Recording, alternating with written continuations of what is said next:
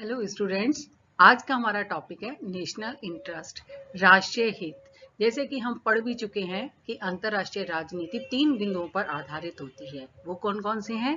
राष्ट्रीय हित, संघर्ष और शक्ति।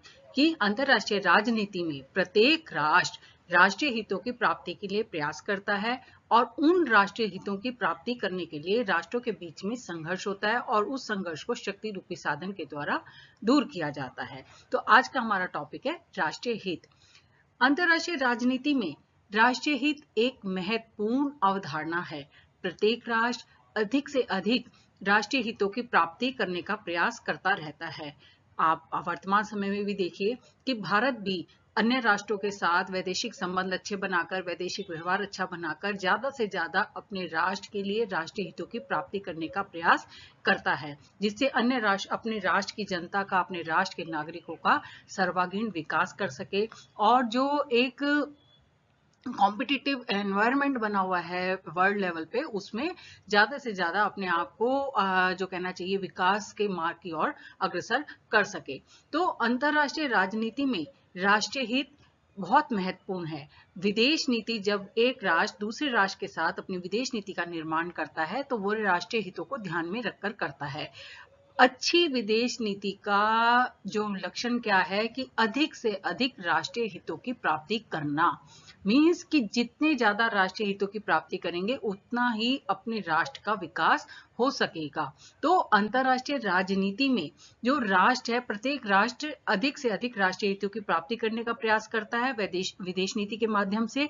और राष्ट्रीय हितों के लिए प्रत्येक देश के सैनिक तत्व हैं या आर्थिक तत्व हैं या राजनीतिक हैं या प्राचीन परंपराएं हैं या रीति रिवाज हैं या धार्मिक तत्व हैं, दार्शनिक तत्व हैं या सामाजिक, जिसे कहना चाहिए विचारधाराएं हैं, ये सब राष्ट्रीय हित के निर्माण में जो है भाग लेते हैं। इन्हीं के आधार पर प्रत्येक देश की जनता और शासक कुछ विशेष बातों को ध्यान में रखकर राष्ट्रीय हित की दृष्टि से आवश्यक और जो कहना चाहिए उद्देश्यों की प्राप्ति करते हैं। और इन्हीं के आधार पर विदेश नीति का निर्माण होता है। विदेश नीति हमेशा अपने उद्देश्यों को प्राप्त करने में अग्रसर रहती है और अपने राष्ट्रीय हितों के उद्देश्यों को प्राप्त करना ही प्रत्येक राष्ट्र का कर्तव्य है।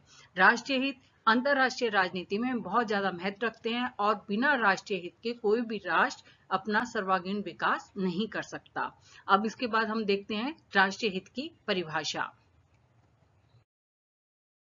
इसमें अलग अलग विचारकों ने अलग अलग प्रकार की परिभाषा दी है। इसमें सबसे पहले है जोसेफ फ्रैंकेल।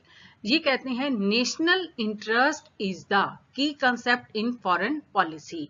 मींस राष्ट्र हित को विदेश नीति का आधारभूत सिद्धांत कहा है कि अगर आप विदेश नीति बना रहे हैं तो की कंसेप्ट ऑफ फॉरेन पॉलिसी, तो आपको राष्ट्रीय हितों को ध्यान में रखकर ही अपनी विदेश नीति का निर्माण करना होगा। अगर आपने राष्ट्रीय हितों को ध्यान में रखकर विदेश नीति का निर्माण नहीं करा तो वो एक सफल जो कहना चाहिए विदेश नीति नहीं है।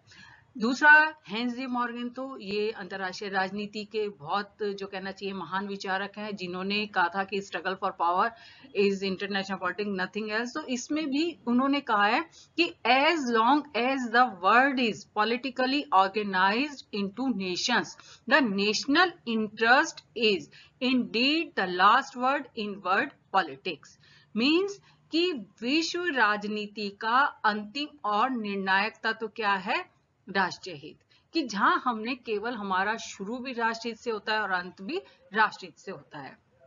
नेक्स्ट है normal hill. The starting point in policy making is the national interest. Means कि विश्व राजनीति में जो हमारा जो प्रारंभिक बिंदु है राष्ट्रीय हित विदेश नीति का, वो राष्ट्रीय हित ही है। कि हमारी जो विदेश नीति है वो प्रारंभिक किससे होगी? राष्ट्रीय हित से। नेक्स्ट हमारा आ जाता है पेडरफोर्ड एंड लिंकन।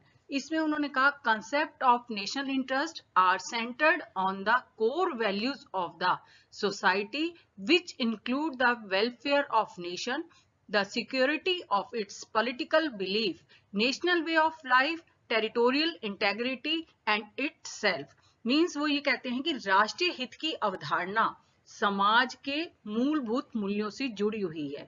देखिए हर समाज के कुछ ना कुछ मूल्य हैं और उन मूल्यों को हमें जो हमें प्राचीन काल से मिले हैं या हमारे प्रेजेंट में उनको बनाकर रखना हमारा जो है प्रथम कर्तव्य है। ये मूल्य हैं जैसे राष्ट्र का कल्याण, उसके राजनीतिक विश्वासों का संरक्षण, राष्ट्रीय जीवन पद्धति, क्षेत्रीय अखंडता और सीमाओं की सुरक्षा। ये सबसे ज्यादा जरूरी है और इनको यही हमारे राष्ट्रीय हित है। तो इस प्रकार से जोसेफ फ्रैंकल, हेंस जे मॉर्गेंथो, नॉर्मन हिल, पेडरफोर्ड लिंकन ने राष्ट्रीय हित को जो कहना चाहिए डिस्क्राइब किया है। नेक्स्ट हमारा आ जाता है काइंड्स ऑफ नेशनल इंटरेस्ट कि राष्ट्रीय हित के प्रकार क्या हैं। राष्ट्रीय हित के प्रकार में हम सबसे पहले है primary interest. Primary interest means प्राथमिक हित। जैसे आप अपने जीवन में भी देखते हैं कि कुछ आपके प्राथमिक हित होते हैं, कुछ गौण हित होते हैं कि जिनको आप पहले प्राप्त करना चाहते हैं और कुछ ऐसे होते हैं कि जो बाद में, और कुछ ऐसे हैं जो आप अकॉर्डिंग टू सर्कमस्टांसेस चेंज करते रहते हैं। तो इसी तरीके से अंतरराष्ट्रीय राजनीति में राष्ट्रों के कुछ प्राथमिक हित हैं जो किसी राज्य के लिए सबसे ज्यादा महत्वपूर्ण होते हैं, जिन पर कोई भी राष्ट्र किसी भी प्रकार से कोई भी समझौता नहीं कर सकता। इनमें दूसरों राष्ट्रों के द्वारा संभावित अतिक्रमण के विरुद्ध अपनी भौतिक, राजनैतिक तथा सांस्कृतिक विशिष्टता को बनाए रखना शामिल है। इसी प्रकार से दूसरा है सेकेंडरी इंटरेस्ट, जिसे हम कहते हैं गौण हित। ये थोड़े कम महत्व के होते हैं, कम महत्वपूर्ण होते हैं और राष्ट्र के अस्तित्व के लिए इन्हें बनाए रखना अनिवार्य होता है। नेक्स्ट हमारा आ जाता है परमानेंट इंटरेस्ट, जो स्थायी जिसे कहेंगे। ये हित ऐसे हैं जो स्थायी हित हैं, ये दीर्घकालीन हित होते हैं, ये परिवर्तनीय हित हैं और इसमें परिवर्तन भी है, धीमी गति से होता रहता है। नेक्स्ट हमारा आ जाता है वेरिएबल इंटरेस्ट, जिसे कहते हैं परिवर्तनशील हित। राष्ट्र के ये वे हित होते हैं जो कहना चाहिए विशेष परिस्थितियों में राष्ट्र की भलाई के लिए, जिसमें कोई ना कोई आप चेंजेस ला सकते हैं कि जो हमें उस समय की परिस्थितियों के अनुसार या उस समय हमें लगता है कि हमारे राष्ट्र के हित के लिए ये आवश्यक है, तो इसमें हम चेंज ला सकते हैं। नेक्स्ट हमारा है सामान्य जनरल इंटरेस्ट, जिसे कहेंगे सामान्य हित। ये वे सकारात्मक हित हैं जो बहुत से राष्ट्रों पर लागू होते हैं। ये अर्थव्यवस्था जो हमारा इकोनॉमिक सिस्टम है और कूटनीति मींस जो डिप्लोमेसी है उस पर लागू होते हैं। नेक्स्ट हमारा आ जाता है स्पेसिफिक इंटरेस्ट, जो विशिष्ट हित हैं। ये हित वे हित हैं जो सामान्य हितों से उत्पन्न होते हैं। इन्हें समय के साथ जो है कहना चाहिए जैसे अकॉर्डिंग टू टाइम धीरे धीरे इसको जो है परिभाषित किया जाता है और तीसरी दुनिया के राष्ट्रों द्वारा नई जो इकोनॉमिक सिस्टम है, नई आर्थिक व्यवस्था की प्राप्ति द्वारा अपने आर्थिक अधिकारों को प्राप्त करना विकासशील देशों का विशिष्ट उद्देश्य है। नेक्स्ट इसके बाद आ जाता है हमारा कि एलिमेंट्स ऑफ कहना चाहिए नेशनल इंटरेस्ट। नेक्स्ट आ जाता है हमारा एलिमेंट्स ऑफ नेशनल इंटरेस्ट कि राष्ट्रीय हित के क्या तत्व हैं। राष्ट्रीय हित के तत्व हैं power, peace, protection of culture unity, economic prosperity, moral और लीडरशिप। अब सबसे पहले है पावर। किसी भी राष्ट्र के लिए अपने राष्ट्रीय हितों की प्राप्ति या अपने राष्ट्रीय हितों की सुरक्षा के लिए शक्तिशाली होना आवश्यक है। अगर वो शक्तिशाली होगा तो अपने राष्ट्रीय हितों की सुरक्षा कर सकता है, आंतरिक और बाह्य जो समस्याएं हैं उनका निदान कर सकता है और ज्यादा से ज्यादा राष्ट्रीय हितों की प्राप्ति कर सकता है। तो पावर का बहुत अहम रोल है कि राष्ट्र का शक्तिशाली होना आवश्यक है, तभी वह अपने राष्ट्रीय हितों की प्राप्ति कर उसकी सुरक्षा कर सकता है। फिर है पीस। की कोई भी राष्ट्र चहुमुखी विकास करने के लिए उसको सबसे ज्यादा क्या है कि शांत होना, शांतिपूर्ण वातावरण होना, आंतरिक रूप से राष्ट्र के अंदर जो है शांतिपूर्ण वातावरण होना चाहिए, तभी जो आंतरिक शांति है उसको सहयोग करेगी ज्यादा से ज्यादा राष्ट्रीय हितों की प्राप्ति करने के लिए। तभी वो शांति से अपने सारे संसाधनों के माध्यम से अंतरराष्ट्रीय स्तर पर अपने ज्यादा से ज्यादा राष्ट्रीय हितों की प्राप्ति कर सकेगा। अगर मान लीजिए अशांत है तो वो अपने संसाधनों का प्रयोग नहीं कर सकेगा, अपने राष्ट्रीय हितों की प्राप्ति नहीं कर सकेगा। नेक्स्ट आ जाता है protection of culture unity means सांस्कृतिक एकता की रक्षा। सांस्कृतिक एकता भी राष्ट्रीय हितों के लिए आवश्यक है। हर देश की अपनी एक सांस्कृतिक मूल्य होते हैं, वहां पर अलग अलग संस्कृति को मानने वाले लोग होते हैं। विभिन्नता में एकता, भारत अपने आप में एक उदाहरण है। तो संस्कृति जो है देश के नागरिकों को आपस में जोड़कर एक एकता का भाव जगाती है। एकता होगी तो वो ज्यादा से ज्यादा अपने अंतर्राष्ट्रीय स्तर पर राष्ट्रीय हितों की प्राप्ति कर सकेंगे। नेक्स्ट आ जाता है most important, economic prosperity means आर्थिक समृद्धि। एक राष्ट्र के लिए सबसे ज्यादा आवश्यक क्या है कि अगर उस राष्ट्रीय हितों की सुरक्षा के लिए उसका मीन्स कि वो आर्थिक रूप से समृद्ध हो।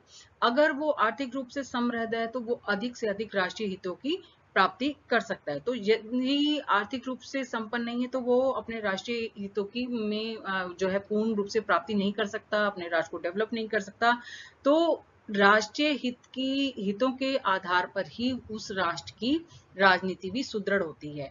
तो इकोनॉमिकली प्रॉस्पेरिटी बहुत ज्यादा जरूरी है। अगर वो धीरे धीरे इकोनॉमिकली प्रॉस्पेरिटी उसकी बढ़ती जाएगी, वैसे वैसे ही उसकी प्रतिष्ठा अंतरराष्ट्रीय स्तर पर वो अपने जो है उसकी प्रॉस्पेरिटी भी बढ़ेगी, अधिक से अधिक अपने राष्ट्र का सर्वांगीण विकास भी कर सकेगा, लोगों का व्यक्तित्व का विकास भी कर सकेगा और अधिक से अधिक राष्ट्रीय हितों की प्राप्ति भी कर सकेगा। नेक्स्ट हमारा आ जाता है मोरल, मनोबल।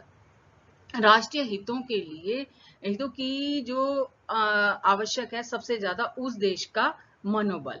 यदि राष्ट्र में मनोबल है तो एक निर्बल राष्ट्र भी अपने राष्ट्रीय हितों की पूर्ति कर सकता है। तो राष्ट्रीय हितों की आवश्यक नीतियों में से महत्वपूर्ण उस देश का मनोबल है। नेक्स्ट आ जाता है सिक्स मोस्ट इंपॉर्टेंट, लीडरशिप। आपने सुना होगा यथा राजा तथा प्रजा। इसका अर्थ है कि नेतृत्व पर सब कुछ निर्भर करता है। दोनों ही क्षेत्र, चाहे वो सैन्य सेवा का क्षेत्र हो या सामान्य राजनीतिक क्षेत्र, दोनों में ही नेतृत्व उच्च पदस्थ अधिकारियों की योग्यता राष्ट्रीय हितों की रक्षा कर पाने या ना कर पाने के लिए बहुत सीमा तक उत्तरदायी रहती है।